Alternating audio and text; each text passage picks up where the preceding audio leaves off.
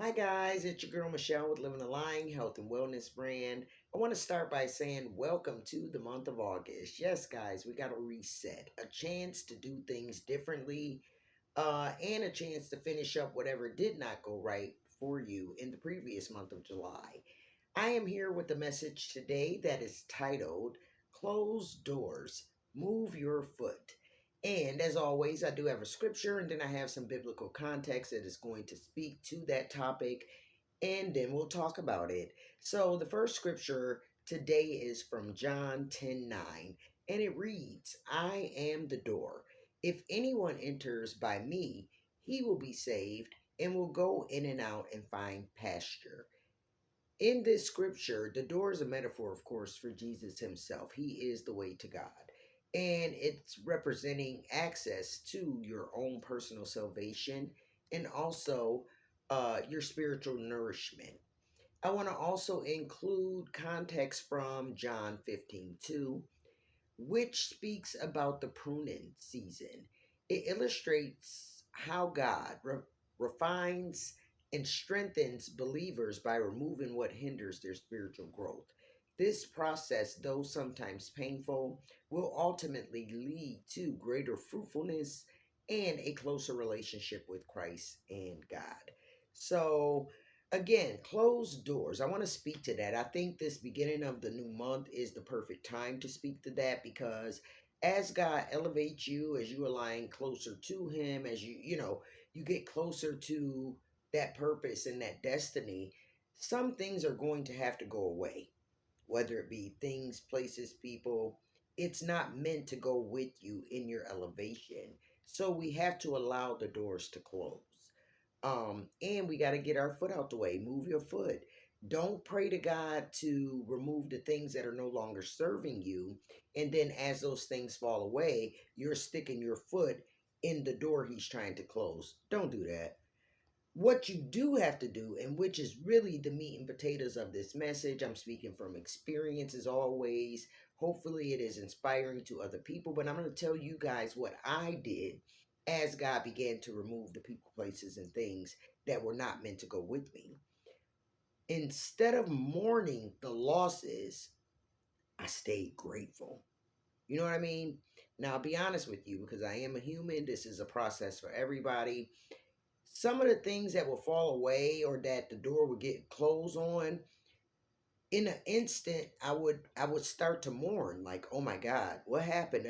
But then I had to remind myself, I had to step back and remember that I am in a process right now. Not only that, but the fact that I prayed for God to do that. This is where our mindsets need to be as we are pruning and allowing God to restructure our lives. So I'm just here to inspire you to always be in gratitude. First of all, we should be grateful that He is even acknowledging and answering our prayers. That means that we're doing something right because He hears us and He is answering the prayer as we prayed for. Um, Also, just be grateful that because whatever He takes away from you, He has greater for you.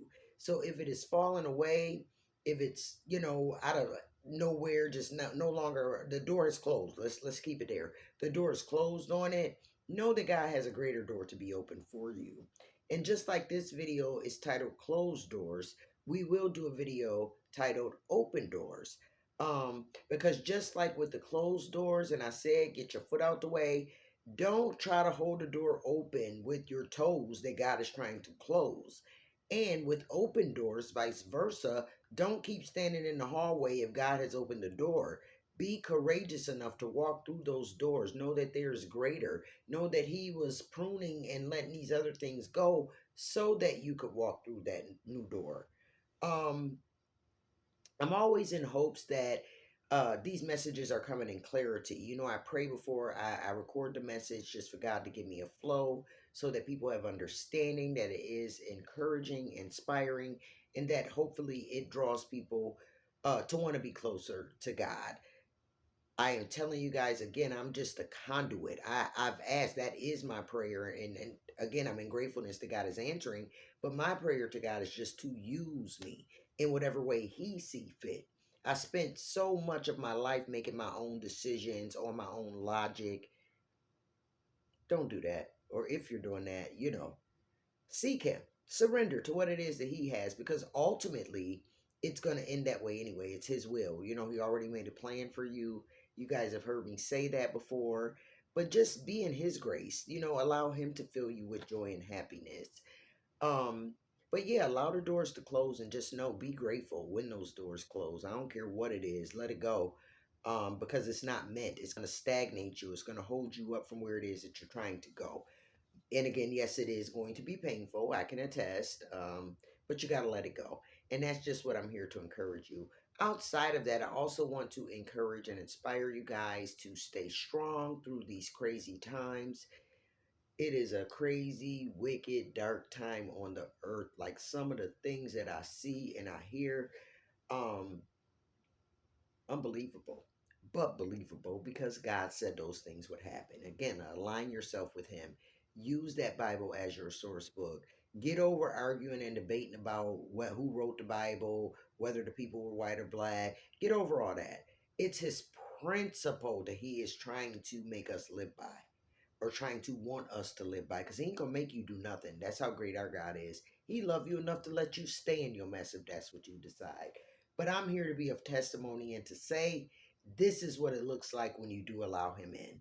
I woke up this morning, and again, just living in expectation of great things, because that's what I've been aligning myself with. I've already received 3 calls that are going to be game changers for me this month.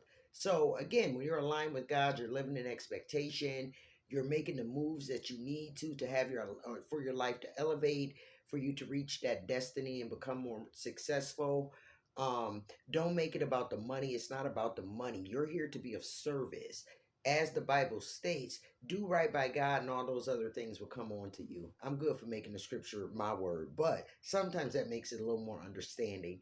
But basically, that's what it says. You know what I mean? Align with Him, and all the other great things will come. So don't ever get up and a lot of people are stuck in the matrix. So that is what it is. You get up and you're stuck on going to make that money, because you think without it, that you're going to be less. No, God gave the greatness. It's within. It's not in a paycheck. It's not, it's none of that.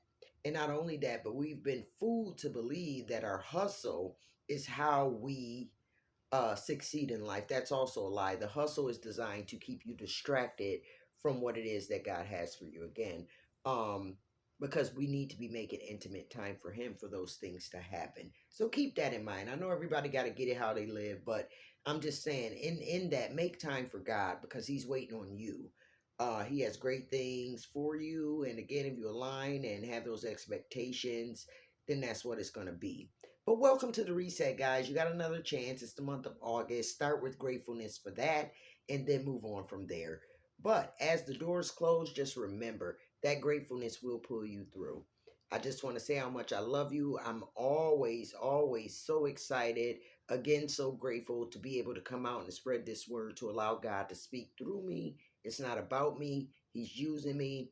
And I hope that you get something out of it. I might be back today later, but like I said, that phone already ringing. I'm a busy, busy girl, because I'm trying to get to it.